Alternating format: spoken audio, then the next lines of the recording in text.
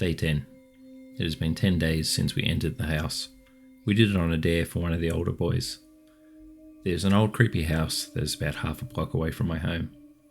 It is old, creepy, and kind of looks like the house from the Addams Family. Or like some kind of creepy funeral home. The fence surrounding the home is an old wrought iron, twisted into spikes, which seem to give a warning to stay away. The plants around the house are all dead. No leaves are left. Only brown, dead fingers reaching out trying to grab hold of anyone and pull them into their razor-sharp claws.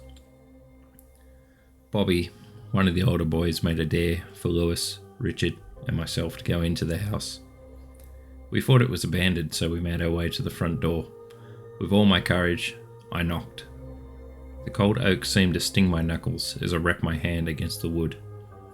There was silence. Reaching down, I grabbed hold of the handle and pushed the door open. We went inside. That was 10 days ago. We cannot find our way out again. Each time we think we're getting near the exit, it seems to be the wrong door or wrong hallway. The hallway seems like they are never ending, with multiple rooms that seem to move almost by themselves. Every day, one of the rooms will have a table with very basic foods, such as fruit, bread, or porridge. Just enough for us to eat, always enough portions, just for the three of us. Day 15. Richard is dead. Oh my god, what the hell happened? There was a thing. It was hard to describe. It was like a boy our age, but it wasn't a boy, and I did not know what it was. It was dressed in normal clothes, a green and orange striped shirt, blue slacks. This thing had short black hair that seemed to absorb any light that contacted it. Its skin was a pale white, and it had a tinge of grey that just did not seem natural to us. The worst thing was its face. It didn't have a face. It was just white. All white. There was no eyes, nose, mouth, ears, nothing. Just nothing. When we awoke that morning, we found a room once again with food. But this time, there was only enough food for the two of us. This is the first time this had happened, and we were all confused. Where was the third portion? After eating, we all planned to try and go looking for the exit, and we were talking to each other. That's when we heard it. It sounded like someone was cackling to themselves. It was a k sound. We walked into the long, unending hallway, and then we saw that thing. It was coming towards us. We called out to it. We were just so happy to see someone, and we thought that this thing might be able to help us. When it got close enough, that sound we heard seemed to grow louder and more intense. That's when we saw that it had no face. I screamed, "Run!" and we got out of there. I have never been so scared in my life. I could feel my legs burning, but I knew if I stopped that I was not going to make it out of that house alive. Richard and Lewis were screaming as we ran. The fear in their voices were horrible, like some sort of primal scream, and all we could hear was k-k-k-k-k-k-k. That damn noise was getting closer. K-k-k-k-k-k. Suddenly Richard screamed. It was a different scream, more blood-curdling. "Mummy, help me." I stopped and I looked back to see if he was okay. That was my mistake. I shouldn't have looked back. I should have kept running. This thing was on top of Richard and it was scratching at him like it was trying to rip him apart. Its long fingers were scratching and raking at his skin. Trails of blood shot out each time it hit Richard. Richard's screams were getting more shrill by each blow.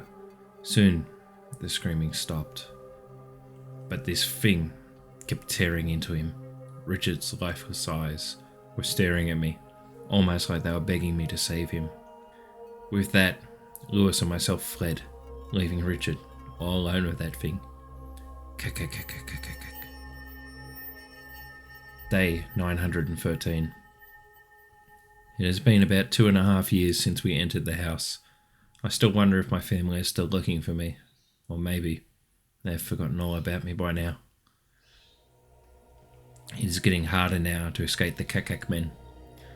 There is more than just one. We've counted at least 20 different types. Some are children. Some look like teenagers. But none of them resemble adults. We are getting good at hiding now. Once we hear them calling, we know we have a few minutes to hide. They do not seem intelligent, and they're also poor hunters. As long as we can find a room with a closet, we can normally hide inside until it would normally be a few days to a week, but now it seems to be happening every 2 to 3 days. I'm scared they'll increase the frequency once again, and we'll see more of them trying to get us. Day 1825. I must be going crazy. I saw Richard today. He was wearing the same clothes as the day that we came into this hell. They were all covered in blood and ripped and torn from the kakakmen who killed him. We were hiding in the closet, peering out through the cracks when we saw Richard come into the room. It stood there with its back towards us. Suddenly, it turned around to stare at the closet. An empty, smooth face with no features staring back at us. Richard's face was gone. But how could Richard stare at us in the closet when he had no eyes? But I knew it was looking directly at us. Richard knew where we were hiding. It lumbered over to the closet and placed its face directly in front of us. It was trying to look through the slats. Its sharp fingers started scratching at the door. Those nails were scraping the wood and trying to squeeze through the slats. Richard haunted us. It knew that we were in there, and it was going to tear us apart if it got in. The scratching increased with ferocity, trying to rip the closet open. Richard was desperate. He wanted to tear us apart with his bare hands. Suddenly, it stopped. Almost like it heard something or someone calling to it. It turned and walked towards the door, its body swaying back and forth. It seemed like it had poor coordination and could not control its body properly. As Richard reached the door, he turned around and looked directly at us again. And with that, it walked through the door backwards. A moment later, the door slammed, and Richard was gone. We stayed in the closet for hours, too scared to move. Eventually, we managed to pull ourselves back to reality and left. We knew we had to find somewhere safe for the night, but nowhere seemed safe anymore. Day 3650. How long has it been since I stumbled into the house? I think I'm about 20 years old now, but I'm not sure. I'm starting to feel like there's no hope left. There's no escape, no way to get out of this place. Lewis, he had finally given up the fight some time ago. I don't remember how long ago it was now. Was it 10 days ago? 100? 1,000? I just don't know anymore. Everything has merged together in this hell. One day Lewis said to me, "I can't do this anymore. There's just no hope in this place." I begged for him to go on, that we had to find a way out, and we would find it soon. With one last smile, he said goodbye to me. His eyes seemed to lose focus and locked onto something that was far, far away from here, and that was the last time Lewis spoke to me. He stopped responding. I screamed at him, hit him, kicked him, but there was no response. My friend was gone, and I was all alone here. I was able to keep him hidden from the kakakmen, but I knew I couldn't do it forever. One day I was foraging for some food in a nearby room, and I heard them coming. Running back to the room, I saw 5 of them surrounding Lewis, their white faces staring at him. Lewis was still staring in the distance. He didn't even realize that they were there. He didn't recognize the trouble. I wanted to scream, but I knew if I did, I would give away my location to them. Their hands, with razor-sharp fingers, raised up into the air, and they started tearing into Lewis. Blood sprayed over the nearby bed, staining the sheets red. The kakakmen were screaming. Kakakakakak. I turned to get ready to run, but before I did, I saw Lewis's face. He was smiling. Why the hell was he smiling? And he was looking at me. His mouth moved, and I could make out a voiceless words on his lips. Run. And with that, I ran as fast as I could, searching for some place to hide. I was not ready to die to those things. There was no way I was going to die in this house to them. Up ahead I saw an intersection. I hadn't seen this before while I had been exploring around the house. But considering how the house changes constantly, I wasn't surprised. Dashing around the corner, I saw it. There was an old, oak, wooden door in front of me. It looked familiar. Was this my escape? When I reached the door, there was a horrible scream. Unlike the one that the Kakak men made, it was guttural, like a large animal was screaming in anguish. Grabbing the handle, I threw the door open and tumbled through.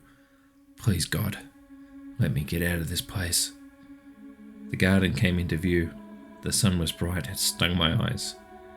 Turning around, I saw the Kakak men. They were running towards the open door. They just wanted to come through and get me and bring me back, I knew it.